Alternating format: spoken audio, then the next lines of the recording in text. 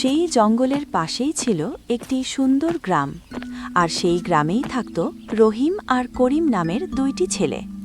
তাদের কাজ ছিল জঙ্গলে গিয়ে কাঠ কেটে তাদের সংসার চালানো। কি হলো রহিম, এত চুপচাপ দাঁড়িয়ে আছিস কেন? আজকে জঙ্গলে কাঠ কাটতে যাবি না নাকি?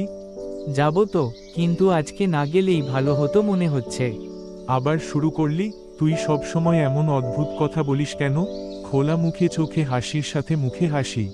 মজা করছি না রে, আজকে সকাল থেকেই মনটা কেমন যেন অস্থির লাগছে। অস্থির মানে? কিছু হয়েছে নাকি?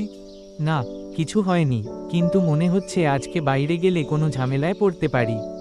দেখ রহিম, জীবনে যদি সবসময় ভয় পাস তাহলে কিছুই করতে পারবি না। আমি ভয় পাচ্ছি না, আমি শুধু সাবধান থাকতে চাই। সাবধান থাকা ভালো, কিন্তু অতিরিক্ত ভাবলে সমস্যা হয়। তুই ঠিকই বলছিস, কিন্তু কখনো কখনো মন যা বলে সেটা শোনাও জরুরি। তাহলে তুই কি করবি? আজকে জঙ্গলে কাঠ কাটতে যাবি কিনা? ঠিক আছে চল, তুই এত করে যখন বলছিস।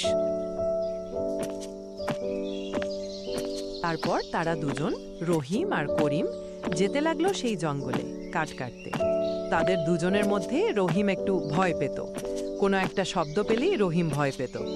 আর করিম অনেক সাহসী ছিল, সে কোনো কিছুকে বিশ্বাস করত না।